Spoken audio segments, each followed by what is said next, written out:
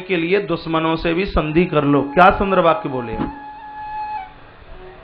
अपना काम बन रहा हो, राष्ट्र का काम बन रहा हो, भगवदीय कोई कार्य बन रहा हो, तो दुश्मन के गले से भी गला मिलाने में कोई दिक्कत नहीं है, कोई आफत नहीं है। देवता लोग वृष परिवार बलि के पास पहुंचे हैं, अमृत का प्रलोभन दिया, कहा समुद्र मंथन होगा, अमृत निकलेगा, बंटवारे में हम आपको भी देंगे। समुद्र मंथन की तैयारियां होने लगी। महिंद्राचल पर्वत को उठा लिया और गरुड़ की पीठ के ऊपर रख दिया, समुद्र में लाकर के उतारा महिंद्राचल पर्वत। लेकिन पर्वत रुकता नहीं, सागर में नीचे धसकने लगा। सब लोगों ने नारायण की तरफ देखा तो उसी समय भगवान नारायण समुद्र में एक रूप से प्रकट हो गए। और वो रूप कौन सा है? कौन सा रूप है? भगवान कच्छप। आप आसन लगा के बैठोगे तो नींद कभी नहीं आएगी, पक्की बात है। रीढ़ की हड्डी सीधी करके बैठोगे, पड़ोस की दीदी का सहारा लेकर के यूं कंधा ऐसे झुका के बैठोगे तो खर्राटे भर के सो ही जाओगे। आपको पता है कि ड्राइवर के बगल में जो लोग बैठे हुए होते हैं उनको सोने नहीं दिया जाता, मालूम है? ड्राइवर के बगल में सोने वाला नींद लेगा तो गाड़ी गड्ढे में जाएगी, और आगे वाले बैठ करके सोवें तो वो तो फिर ठीक नहीं है, फिर गाड़ी किधर जाएगी। पीछे वाले लोग बड़ी सजगता के साथ कथा सुन रहे हैं, व्यासपीठ से उनका बहुत आदर है, बहुत मान है, सम्मान है, लेकिन आगे वाले इतना तो ना सो जाएं कि मुंह खुल जाए सो मक्खी ही मुंह में घुस जाए। बोली बांके बिहारी लाल की जय हो, कृष्ण कन्हैया लाल की जय हो। जय जय श्री राधे, जय जय श्री राधे, जय जय श्री राधे श्याम। वहीं आइए जहां मैं निवेदन कर रहा था कि भगवान कच्छप बन करके समुद्र में जाकर के बैठ गए। बोले कच्छप देव भगवान की जय हो। कच्छप बने हैं, महिंद्राचल पर्वत करमट के ऊपर धारण कर लिया, कच्छप के ऊपर। कूर्म अवतार ये भगवान का श्रीमद् भागवत में हुआ, कच्छप अवतार। भगवान कच्छप क्यों बने? भगवान कच्छप इसलिए बने हैं कि कछुए में ये ताकत है कि अपनी हाथ पांव को यूं खोल लेता है और कभी उनको सकोड़ करके, कछुए का कवच देखा है कितना प्रभावी होता है, उसके नीचे संभाल करके रख लेगा। उसी प्रकार से संसार की इंद्रियों से, संसार से आप अपनी इंद्रियों को खींचकर अपने इष्ट की कृपा रूपी कवच के नीचे संभाल करके रख लोगे तो संसार के भोगों की मार से हम और आप हमेशा के लिए बच जाएंगे। ये इसलिए भगवान ने कच्छप अवतार धारण किया। महिंद्राचल पर्वत मन है, समुद्र क्या है? समुद्र है मेरा और आपका हृदय, और महिंद्राचल पर्वत है मन।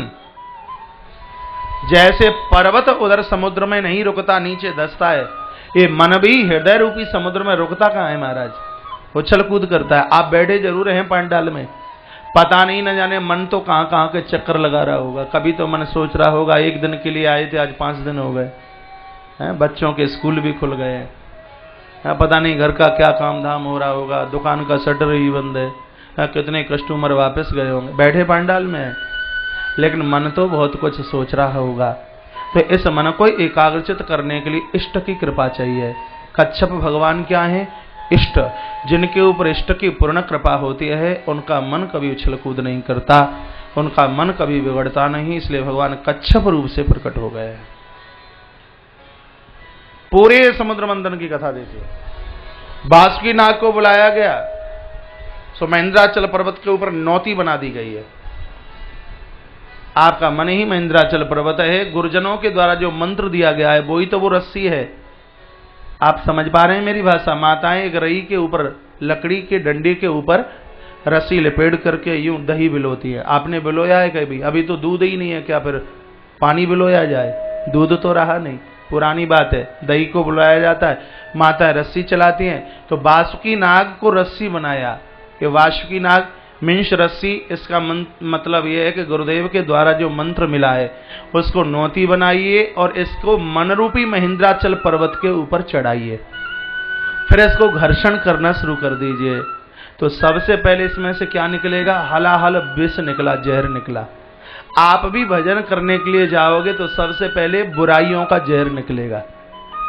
आप भजन करने के लिए जाएं, आप संतों से मिलने के लिए जाएं, आप सत्कर्म करने के लिए जाएं, आप तीर्थों के लिए जाएं, तो सबसे पहले आपकी बुराई होगी, ये पक्की बात है। आपके अड़ोसी, आपके पड़ोसी, आपकी सहेली, आपके मित्र बांधव, आपके रिश्तेदार जो हैं, आप भजन करने के लिए उतरिए तो सही, सबसे पहले आपकी बुराई होगी। जहर क्या है? बुराइयों का नाम ही तो जहर है। और इन बुराई रूपी जहर को पचाने के लिए आपको शंकर बनना पड़ेगा। आप यहाँ कथा सुनने के लिए आए हैं तो क्या सब आपसे खुश ही है क्या? आपका पति का मुंह लटक गया होगा, पता नहीं मीरा बन करके वहां वृंदावन में न रह जाए, पता ना आए कि ना आए। भैया रूठा होगा, है परिवार के खानदानी रूठे होंगे, हैं माता पिता यहाँ आए हैं तो बेटा और बहू का भी मुंह लटक गया होगा। पापा को तो आजकल घूमने की ज्यादा पड़ी है, आजकल तो मम्मी पापा घुमक्कड़ बहुत हो गए, क्या बोल दें 1 मिनट में पता नहीं। तो आप ये मत सोचना कि सब आपसे खुश हैं, सब आपसे प्रसन्न हैं, आप ये मत सोच लेना। संसार की ये जहर रूपी बुराई को पचाने के लिए क्या करना पड़ेगा? शंकर बनना पड़ेगा। जहीर हलाहल जहर निकला, सब झुलसने लगे। सबने कहा नारायण को आप पी लीजिए। भगवान कहते हैं मक्खन का लौंदा होता तो सटका लेता, और मक्खन मिश्री हमने खाया है और ये जहर पान करने की तो हमें आदत नहीं है। तो सब देवताओं को साथ में प्रभु ने लिया और सब भोलेनाथ के पास पहुंचे, हाथ जोड़ करके प्रार्थना की, का देव देव महादेव भूतात्मन भूत भावना त्रायण शरणापन्ना त्रैलोक्यादहिनाथ विषाद। अरे भगवान आप देव नहीं, आप तो महादेव हैं, आपकी जय हो जय हो जय हो, आपकी जय हो। भगवान शंकर ने कहा प्रभु नारायण अब जगत को ठगने के बाद नंबर मेरे ही ऊपर लगा दिया है क्या? हाँ, बड़ी प्रशंसा हमारी कर रहे हो। हमने तो ये सुना था कि जो अपने होते हैं वो अपनों की बड़ाई मुंह पर नहीं करते। ये भगवान शंकर का वाक्य है। जिनको आप अपना खासम खास मानते हैं उनके मुंह पर उनकी बड़ाई नहीं, उनकी पीठ पीछे उनकी बड़ाई कीजिए। उनके सामने तो उनकी असलियत को बताइए। कोई त्रुटि हो रही है, कोई गलती हो रही है तो हाथ जोड़ करके कहिए कि वैसे आप जो कह रहे हैं वो बढ़िया है, वो सही है, हम विरोध नहीं कर रहे, लेकिन हमारा सुझाव ऐसा है। यदि किसी के आप हमदर्दी बन रहे हैं, यदि किसी को आप अपना मानते हैं तो चापलूसी मत कीजिए। ये 3 लोग समाज के चापलूस हो जाएंगे तो समाज का चौपट हो जाएगा।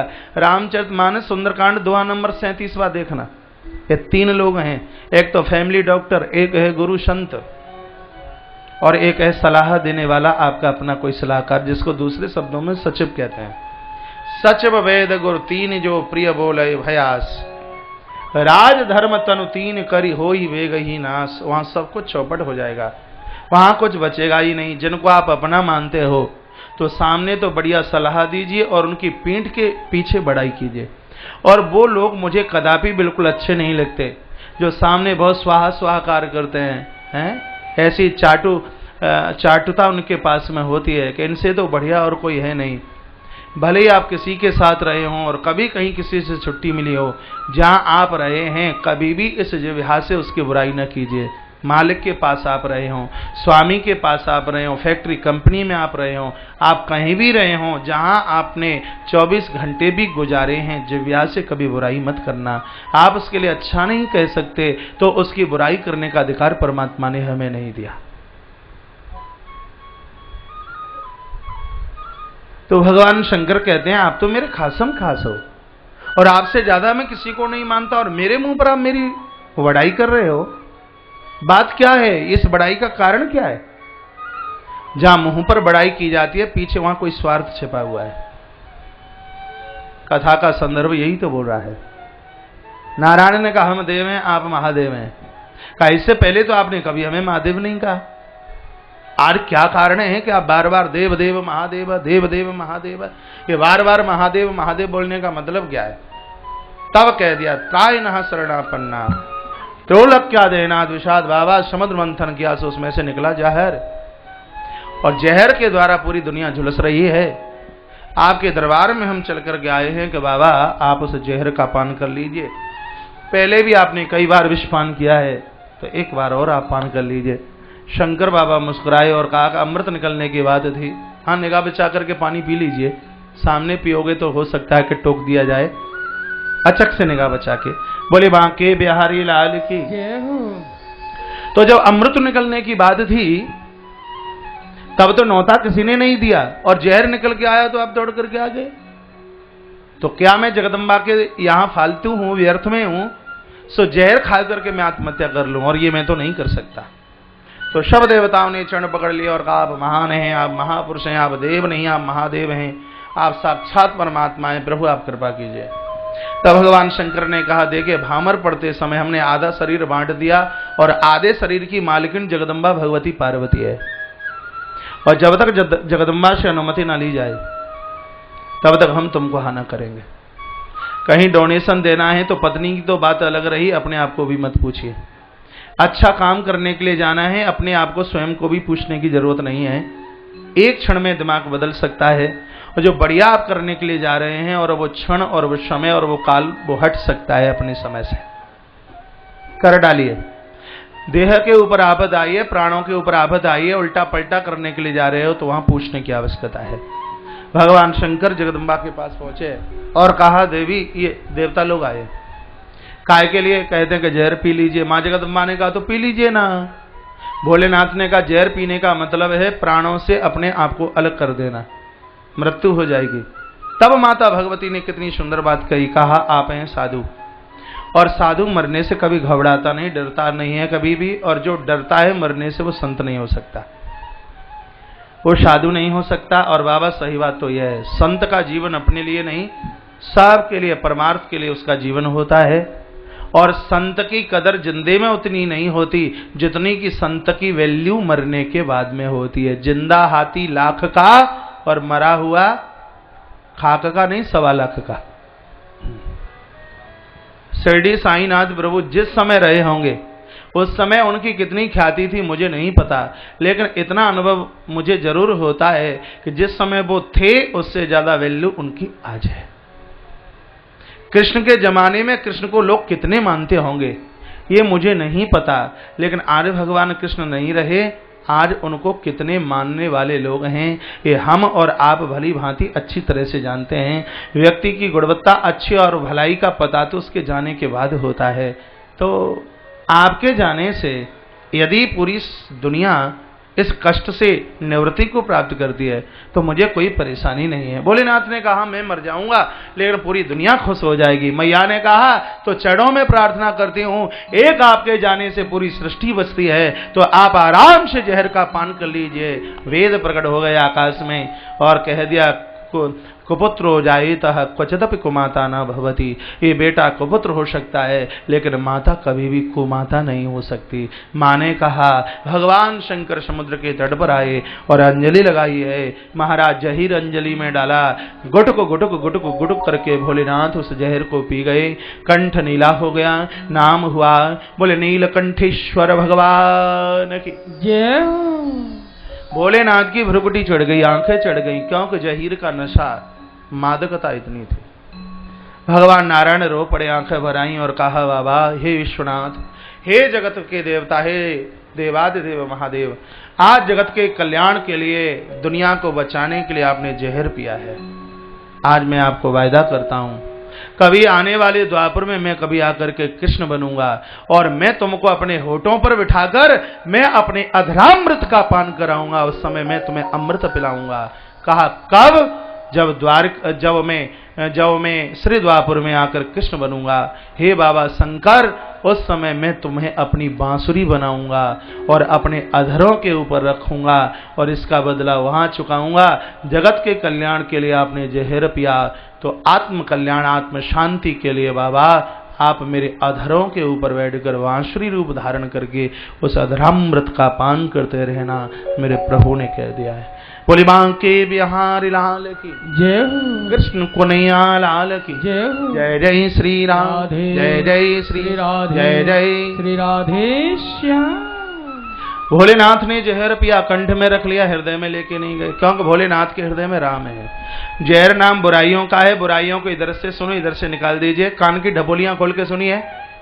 बुराइयों को हृदय में ले जाने की आवश्यकता नहीं है, क्योंकि आपके हृदय में आपका इष्ट बैठा है, आपके राम बैठे हैं, आपके भगवान बैठे हैं। दुनिया के हर व्यक्ति के हृदय में राम है। संसार का ऐसा कोई कण नहीं जिसमें राम की व्यापकता न हो। दुनिया का ऐसा कोई स्थान नहीं जिसमें राम नहीं है। प्रमाण है इसके लिए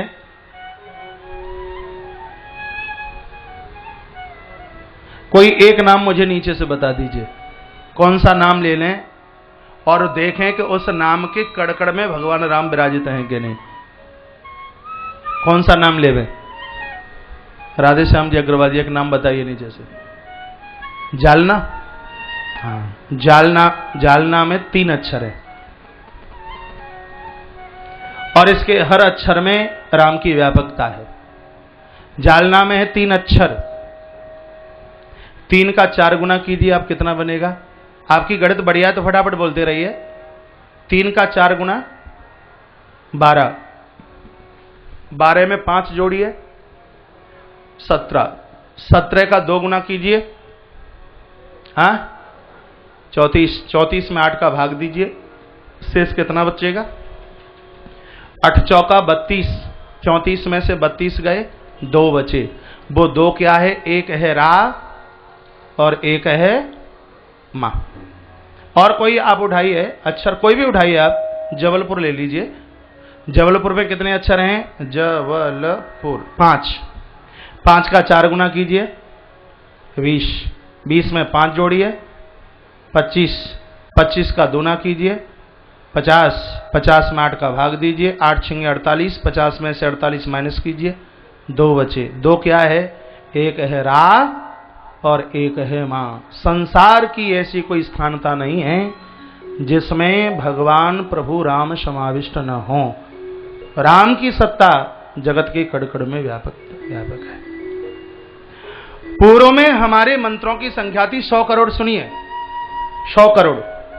100 करोड़ के बंटवारे के लिए देवता, दैत्य और मनुष्य तीनों झगड़े, तो तीनों लड़ते लड़ते भोलेनाथ के पास पहुंचे, का बंटवारा कीजिए। तो भगवान शंकर ने बंटवारा किया, तो 33 करोड़ मंत्र तीनों को दिए।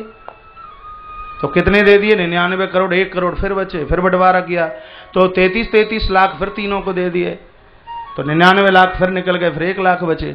1 लाख का जब फिर बंटवारा किया गया तो 33 हजार फिर तीनों को दे दिए। कितने चले गए? 99 हजार। वीरेंद्र भैया तुम्हारी गणित बढ़िया है, जोर से बोलिए। 99 हजार। कितना बचा? 1 हजार। 1 हजार का फिर बंटवारा गया तो 300 फिर तीनों को दिए हैं, 900 चले गए। फिर कितने बचा? 100। फिर 100 का बंटवारा किया तो 33 फिर तीनों को दे दिए। कितना मंत्र बचा? हाँ, 100 में से 99 गया तो एक श्लोक बचा। और वो एक श्लोक है, वो है अनुष्टुप छंद। अनुष्टुप छंद में 4 चरण होते हैं और 32 अक्षर होते हैं। तीनों लड़ने लगे, बाबा भाई 32 अक्षर बचे हैं, जिनका तो बंटवारा कर दो। तो फिर बंटवारा किया तो 10 अक्षर फिर तीनों को दे दिए। कितने चले गए? 30 चले गए। तो अब कितने बचे? 2 बचे। अब तीनों फिर लड़ने लगे, बाबा अभी ये 2 अक्षर बचे हैं ना, इनका भी बंटवारा कर दीजिए। तो भोलेनाथ ने कहा इन 2 अक्षरों को हम किसी को देने वाले नहीं, इनको तो हम अपने हृदय में रखेंगे। वो 2 अक्षर कौन से थे? एक का नाम था रा और दूसरे का नाम था मां। ऐसे राम शब्द को भगवान शंकर ने अपने हृदय में धारण कर लिया। जब जहर पीने की नौबत आई तो कंठ में जहर रख लिया, कहा मेरे हृदय में राम है और जहर को अंदर लेके जाऊंगा तो मेरे इष्ट को तकलीफ होगी। कथा शंकर जी की नहीं, कथा मेरे और आपकी है। आप सभी के हृदय में आपका इष्ट बैठा है।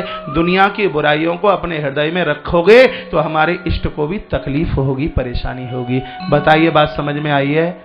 संसार के कड़कड़ में परमात्मा की व्यापकता है। बोली बाल कृष्ण लाल जय हो। तत्पश्चात पुनः समुद्र का मंथन हुआ। इसमें से उच्चश्रवा नाम का घोड़ा निकला है तथा उच्चश्रवा नाम महाराज वो राजा बलि को दे दिया गया। और उसके बाद रावत नाम का हाथी निकला है, वो की देवराज इंद्र को दे दिया। क्योंकि जिसके पक्ष में घोड़ा है उसके पक्ष में अमृत परमात्मा नहीं, जिसके पक्ष में रावत हाथी है उसके पक्ष में परमात्मा जरूर है। घोड़ा उच्चश्रवा, उच्चश्रवा का अर्थ होता है उच्च माने कीर्ति, श्रवा माने धन। जिनके पास में कीर्ति और धन का अहंकार है उनके जीवन में कभी परमात्मा हासिल नहीं हो सकता। एरावत हाथी समर्पण का प्रतीक है। जिनके पक्ष में हाथी है उनके पक्ष में अमृत रूपी परमात्मा जरूर है। हाथी में विशेषता क्या है? हाथी की पूंछ है छोटी और सूंड है लंबी। भगवान उन्हीं को मिलेंगे जिनकी सूंड लंबी हो और पूंछ छोटी हो। ईश्वर चाहिए तो अपनी अपनी सूंड को लंबा कीजिए और पूंछों को छोटा कीजिए, भगवान यूं यूं यूं चुटकी में मिल जाएंगे। कुछ लोग तो टटोल रहे, महाराज हमारे तो पूंछ है ही नहीं। पंडाल में जितने भी लोग बैठे हैं सबके पूंछ लगी है, बिना पूंछ वाला कोई है नहीं। हाँ, यहाँ उल्टा है, पूंछ हो वह छोटी और सूंड हो लंबी, भगवान मिले। लेकिन यहां तो महाराज सूंड रह गई छोटी और पूंछ हो गई लंबी। आप कह रहे महाराज हमारे पास तो सूंड भी नहीं है, आपकी नाक ही तो आपकी सूंड है। संस्कृत भाषा में नाक इज्जत को कहते हैं। जिनके पास इज्जत की नाक लंबी नहीं होगी महाराज, तब तक भगवत कृपा नहीं होगी। और ये पूंछ क्या है? ये मैंने आपके ही मुंह से सुना है। कहते हैं महाराज ससुराल जाते हैं तो पूछ नहीं, भैया के यहाँ जाते हैं तो पूछ नहीं, मम्मी पापा के पास बैठते हैं तो पूछ नहीं। ये पूछ क्या है? ये प्रतिष्ठा की ही पूछ है। जब तक प्रतिष्ठा की पूछ छोटी और इज्जत की नाक लंबी नहीं होगी तब तक अमृत रूपी परमात्मा के हम अधिकारी नहीं बन सकते। बोलिए कैसी रही बात? बढ़िया? कमी रह गई होगी, आगे सुना देंगे। बोली बांके बिहारी लाल की जय हो, कृष्ण कन्हैया लाल की जय हो। जय जय श्री राधे, जय जय श्री राधे, जय जय श्री राधे श्याम। तत्पश्चात इसमें से कल्प वृक्ष निकला, स्वर्ग में रख दिया। गौ माता निकली है महाराज, जो संत महात्माओं को दे दी गई। उसके बाद इसमें से मणि निकली है, चंद्रमा निकला है। मणि को भगवान नारायण ने अपने कंठ में डाल लिया और इसके तत्पश्चात भगवती रमा महाराज नृत्य करती हुई सामने आकर के प्रकट हुई है। माता भगवती लक्ष्मी प्रकट हुई। बोले लक्ष्मी नारायण भगवान की जय हो। देवताओं ने कहा माँ हमारी बन जाइए, दैत्यों ने कहा हमारी बन जाइए। लक्ष्मी माता ने कहा जो हमें स्वप्न में भी ना चाहे हम तो उसकी बने। लक्ष्मी के पीछे जितना भागोगे उतनी ये दूर भागेगी और इससे जितना किनारा करोगे इतनी ये जल्दी दौड़ दौड़ करके आएगी। जितना इससे दूर, लक्ष्मी तुम्हारी नहीं, लक्ष्मी नारायण की है। इसका उपभोग नहीं, इसका उपयोग हो गए। माता लक्ष्मी कह दिया पंक्तिबद्ध बैठ जाइए, जो हमें मलूक लगेगा अच्छा लगेगा उसके गले में माला डाल देंगे। सो शंकर बाबा पंक्ति में आगे बैठे थे, लक्ष्मी मैया के हाथ में माला है। कहा बाबा तो तपस्वी है, जो जहर खा करके भी नहीं मरा तो मांग का सिंदूर तो कभी उड़ेगा ही नहीं। लेकिन इसके गले में माला इसलिए नहीं डालेंगे क्योंकि इसके पास में रहने के लिए जगह नहीं है, भूत प्रेतों के बीच में रहना पड़ता है। जगदम्बा को तो आदत है लेकिन आदत हमें नहीं है, इसलिए शंकर के कंठ में माला नहीं डालनी। आगे भृगु जी महाराज बैठे हुए थे। कहा तुम्हारे गले में तो माला डालूंगी नहीं, तुम वही भृगु हो जो नारायण की छाती में तुमने चणप प्रहार किया, दुश्मन हो हमारे, कंठ में माला नहीं डालनी। आगे अगस्त महात्मा बैठे, अच्छा अच्छा अच्छा हमारे पिता समुद्र को पी गए तुम्हारे कंठ में तो हम माला डाल ही नहीं सकते। देवर्षि नारद उचक रहे थे, शायद नगा हमारे ऊपर पड़ जाए। तो मैया ने कहा विश्व मोहिनी वाला प्रसंग भूल गए हो क्या? बंदर का मुंह मिला तो भी नहीं सुधरे। नारद के कंठ में माला नहीं डाली गई। पंक्ति के सबसे छोर पर भगवान नारायण बैठे। माता लक्ष्मी ने नारायण के कंठ में जो ही माला डाली, भगवान नारायण खुश हो गए, हंस पड़े। जैसे आपने ताली बजाई है ऐसे ही बड़ी जोर से ताली बजी। मैया ने कहा अच्छा अच्छा अच्छा हमने तुम्हें पसंद कर लिया होगा इसलिए तुम हंस रहे हो। नारायण ने कहा और क्या? लक्ष्मी माता ने कहा ऐसा मत समझ लेना, हमने तुम्हारे कंठ में माला तुम्हें पसंद करके नहीं डाली, तो फिर इसलिए डाली क्योंकि पंक्ति के सबसे लास्ट में तो आप बैठे हैं और आपके बाद में अब तो कोई है नहीं। हमने सोचा कि माला डाल देने में ही भलाई है, यदि इस मौके को चूक गए तो बाद में कुंवारी का कुंवारा ही रहना पड़ेगा। ऐसा सोचकर हमने तुम्हारे कंठ में माला डाल दी। ये लीला क्यों की गई है? एक बार माता लक्ष्मी ने कहा प्रभु सब लोग अपनी विवाह की तारीख बड़े ढंग से मनाते हैं, तो हमारे और आपकी भी विवाह की तारीख मननी चाहिए। माताओं को पति के जन्मदिन की तारीख भले ही याद न रहे लेकिन भांवर कौन से मुहूर्त तारीख में पड़ी, विवाह कब हुआ, ये तारीख जरूर याद रहती और रहनी भी चाहिए। हम कहाँ विरोध करते हैं, रहनी भी चाहिए, लेकिन पति के जन्मदिन की भी तारीख याद होवे, तिथि याद होवे। मंदिर में माताएं वंदन करें, पूजा करें और एक श्लोक बोले सप्तशती का, मार्कंडेय पुराण का, देहि सौभाग्यम आरोग्यम देहि में परमम सुखम रूपम देहि जयम देहि यशो देहि दसो जहि। ये अर्गला स्तोत्र का महाराज सुंदर सा दिव्य भक्ति से ओतप्रोत मंत्र है। पति के जन्मदिन पर या रोज जो माताएं माँ के दरबार में इस दिव्य सूक्त का पाठ करते हैं उनके पति की आयु बहुत लंबी होती है। आप विवाह की तारीख मनाइए, मना कौन करता है, लेकिन उनके जन्मदिन पर भी उत्सव मनाइए। माताएं फोन करती हैं, कहती हैं महाराज आज हमारे विवाह की तारीख है, आशीर्वाद दीजिए। आज तक किसी माँ का ये फोन नहीं आया कि आज हमारे पति के जन्मदिन की तारीख है, आप आशीर्वाद दीजिए।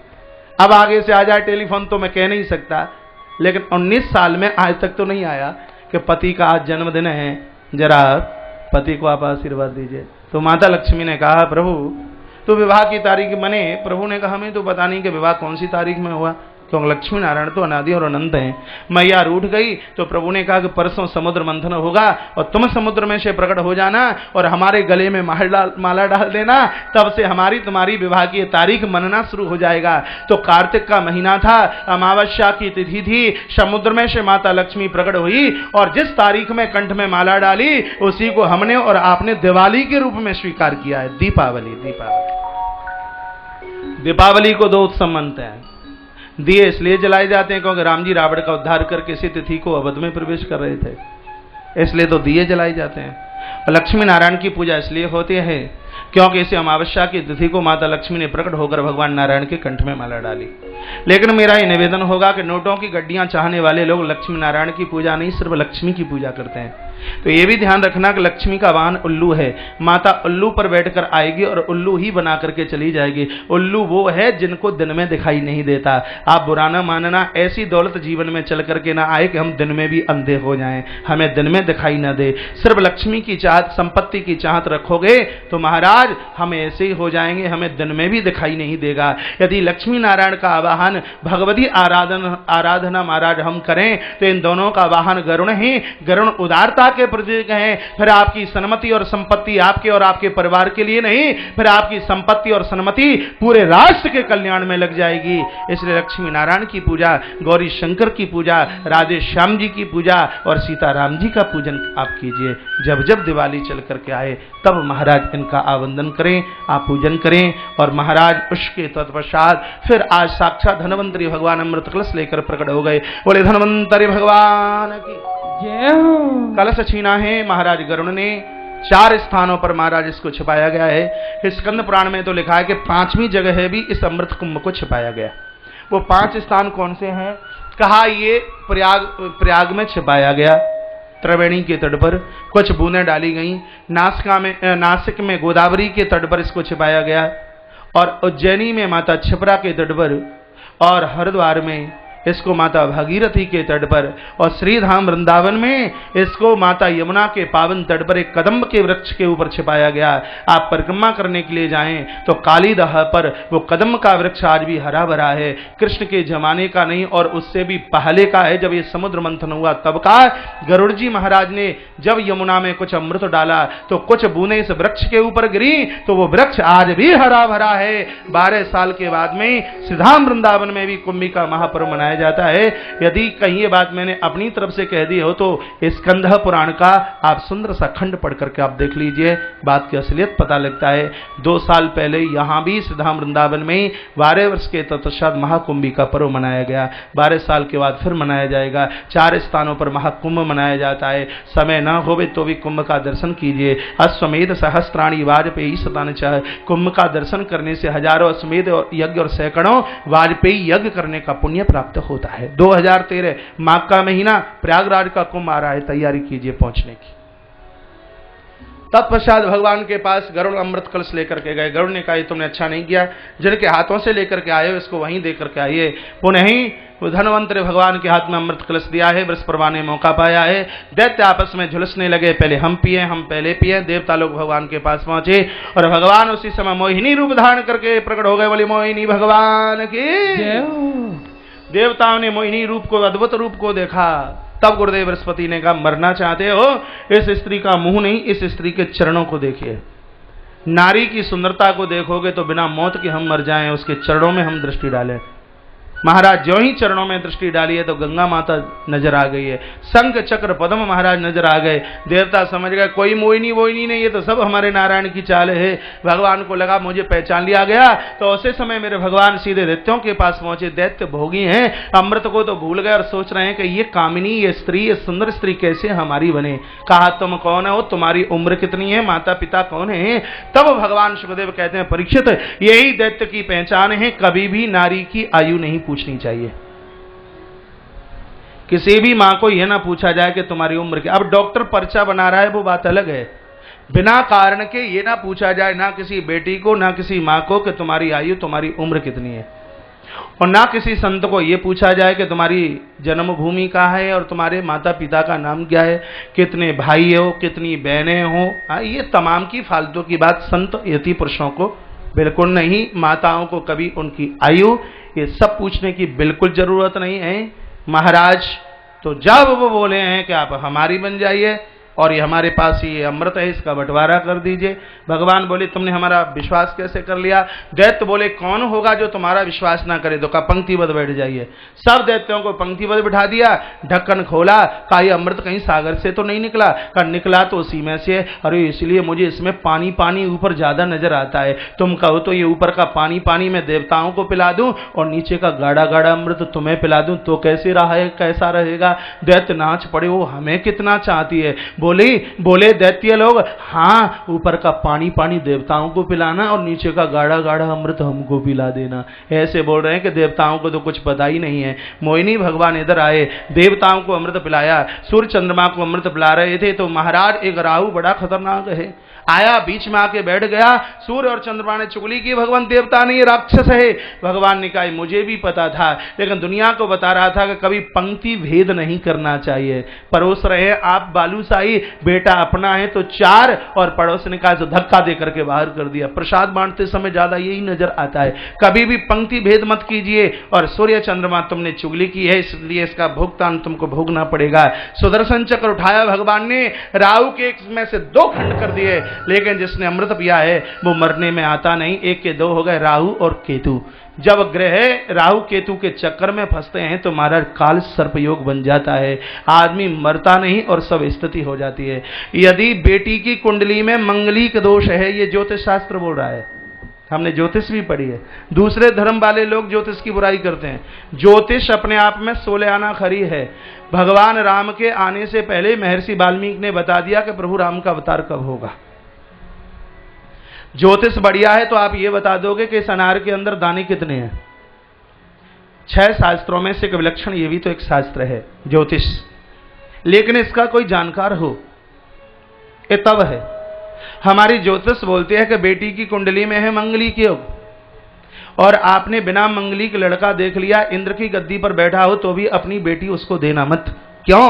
बेटी की कुंडली में मंगलीक तो उस पति को कभी भी जिंदगी में सुख का अनुभव नहीं हो सकता, और जिस बच्चे की कुंडली में काल सर्प योग है उसकी शांति ना कराई गई तो उसकी पत्नी जिंदगी में कभी सुख के साथ नहीं जी सकती। ये दोनों बात समझ लीजिए। पति की कुंडली में काल सर्प दोष, उसकी पत्नी कभी सुख के साथ नहीं जी सकती, और पत्नी की कुंडली में मंगली दोष तो उसका पति जिंदगी में कभी चैन के साथ नहीं जी सकता। इसलिए इन बातों के ऊपर विशेष ध्यान दिया जाए। तो जिनकी कुंडली में काल सर्पदोष योग है ऐसे नासिक में जाकर के पूजा कराएं, नहीं तो भगवान शंकर के ऊपर नित्य बिल्व पत्र चढ़ाएं, भगवान शंकर का अभिषेक करें। भगवान शंकर का अभिषेक जीवन के भविष्य को बदलने वाला है। बोलिए शंकर भगवान की जय हो। तत्पश्चात महाराज देवता और दैत्यों में झगड़ा हुआ, स्थिति हुई कि राजा बलि मारा गया। गुरुदेव शुक्राचार्य ने अपनी संजीवनी विद्या के द्वारा मृत्यु संजीवनी, जिसको महामृत्युंजय मंत्र बोलते हैं, इस मंत्र के प्रभाव के द्वारा राजा बलि को जिंदा कर दिया और देवी यज्ञ कराए गए हैं। ताकत दैत्यों को मिली, देवताओं के ऊपर चढ़ाई। देवता लोग परेशान माँ के चरणों में जाकर के गिरे। माँ पति कश्यप के पास पहुंची और माता ने एक व्रत किया जिसका नाम पयोव्रत। ये पयोव्रत में फाल्गुन के महीने में माताएं 12 दिन दूध पीकर रहती हैं और नारायण की पूजा करती हैं। 7वां महीना हो, संतान उदर में और फाल्गुन का महीना पड़ गया हो, यदि किसी माता ने पयोव्रत किया है, 12 दिन दूध पीकर फिर निराहार रही है, ओम नमो नारायण आए इस मंत्र का जप किया है, उसके उदर से या संत जन्म लेगा या राष्ट्रभक्त या भगवान आकर के प्रकट होगा। मैया ने 12 दिन का ये व्रत किया तो फाल्गुन की द्वादशी को आंगन में साक्षात भगवान प्रकट हो गए, जिनका नाम बोलिए वामन देव भगवान की जय हो।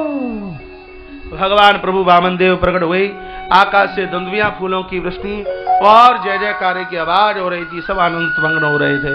विधाता ब्रह्मा ने कमंडल दे दिया, देवराज इंद्र ने हाथ में छत्र दे दिया, मैया सरस्वती ने सुंदर सी कॉपी माता सरस्वती ने सुंदर सी कंठ की माला दे दी और मैया ने 4 अंगुल की लंगोटी फाड़ करके दे दी।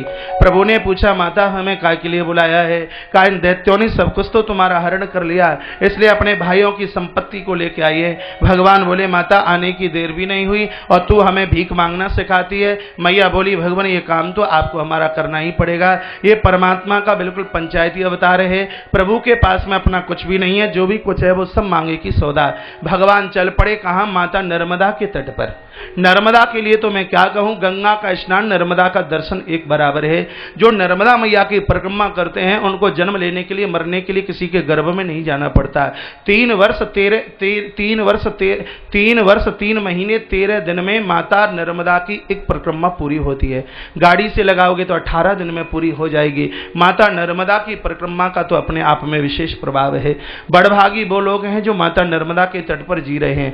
बाल अवस्था जिनकी यमुना के तट पर निकले, जवानी जिनकी नर्मदा के तट पर निकले और वृद्धा अवस्था जिनकी गंगा के तट पर निकले, परमात्मा स्वयं ऐसे महानुभावों को लेने के लिए धरती पर आकर के प्रकट होते हैं। इन तीनों नदियों का इतना बड़ा प्रभाव है।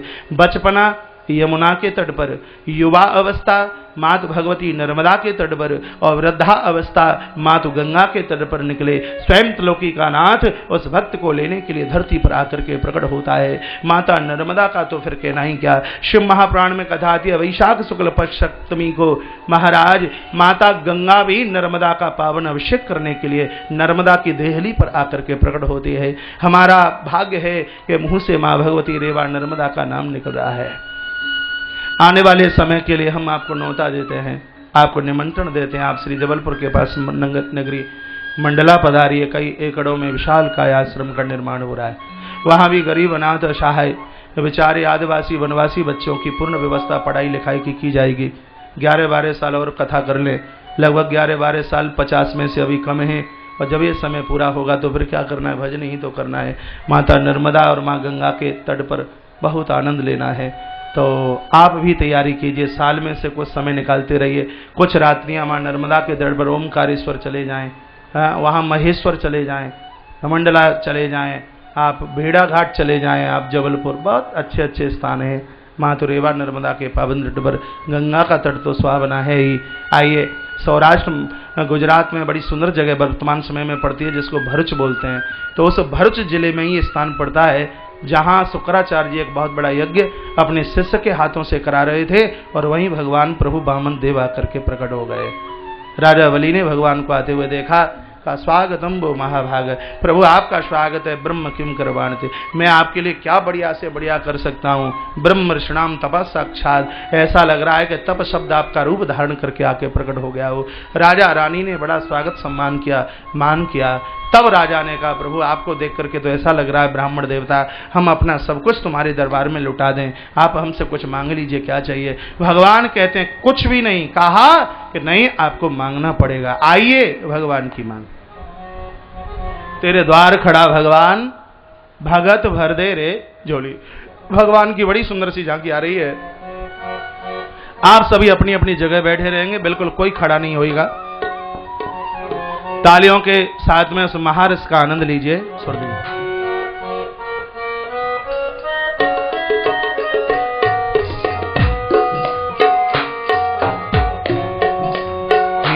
तेरे द्वार खड़ा भगवान,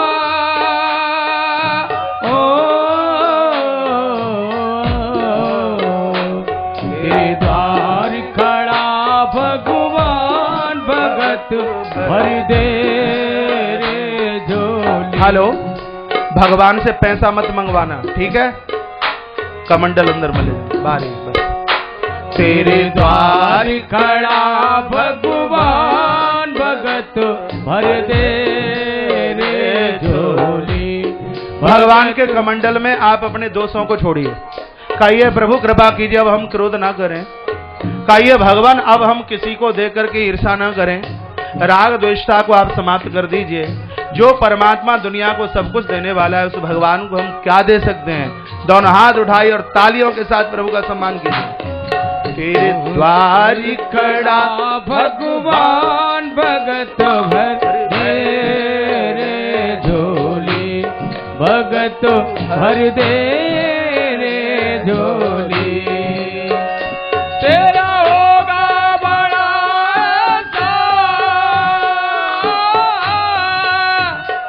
तेरा होगा बड़ा एहसान, तू युग युग रहेगी तेरी शान, भगत भर दे रे झोली। तेरे द्वार खड़ा भगवान, ओ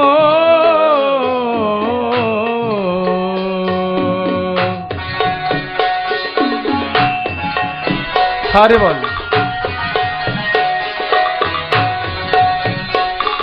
यूं ताली बजाइए।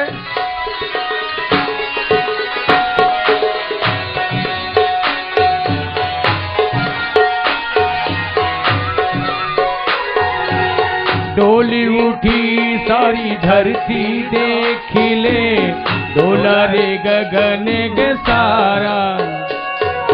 डोली उठी सारी धरती देख ले, डोला रे गगन गे सारा। भीख मांगने आया तेरे घर,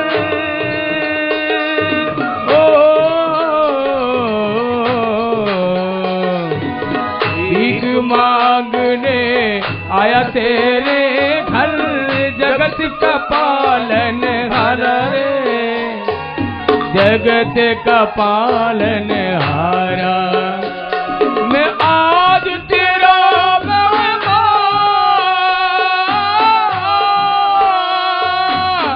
आज तेरा मेहमान, करे रे तू मुझसे जरा पहचान, भगत भर तेरे राधे, भगत भर तेरे झोली। तेरे द्वार खड़ा भगवान, ओ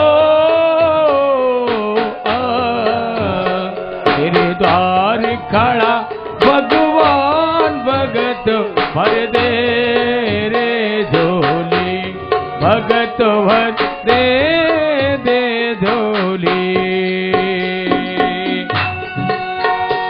राधे, इधर से इधर से।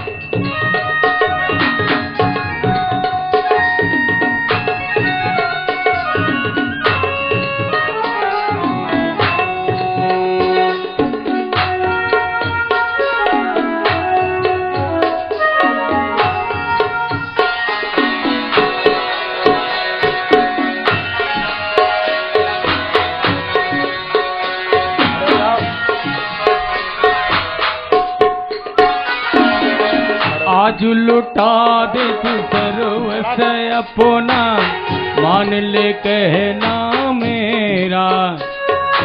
आज लुटा दे तू सर्वस्व अपना, मान ले कहना मेरा। आज लुटा दे तू सर्वस्व अपना, मान ले कहना मेरा। मिट जाएगा पल में तेरा, ओ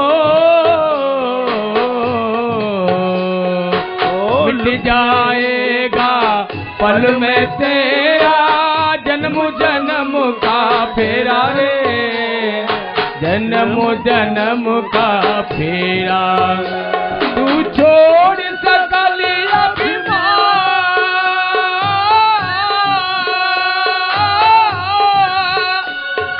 छोड़ सकल अभिमान, अमर कर ले रे तू अपना दान, भगत भर दे रे झोली, भगत भर दे रे झोली। तेरे द्वार खड़ा भगवान, ओ तेरे द्वार खड़ा भगवान, भगत भर दे रे झोली, भगत भर दे रे झोली, भर दे रे झोली। तेरा होगा बड़ा एहसान,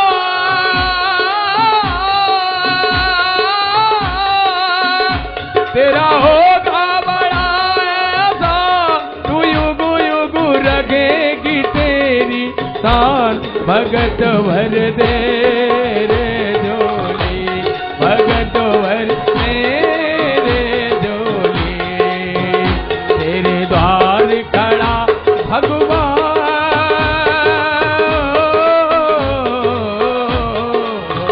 तेरे द्वार खड़ा भगवान, भगत भर दे रे झोली, भगत भर दे रे झोली। तेरे द्वार खड़ा भगवान, भगत भर दे रे झोली, भगत भर दे रे झोली, भगत भर दे रे झोली, भगत भर दे रे झोली, भगत भर दे रे झोली। बोली वामन देव भगवान की जय जय जय श्री श्री राधे, जय जय श्री राधे, जय जय श्री राधे श्याम। भगवान वामन देव ने बलि के ऊपर बहुत बड़ी कृपा की है।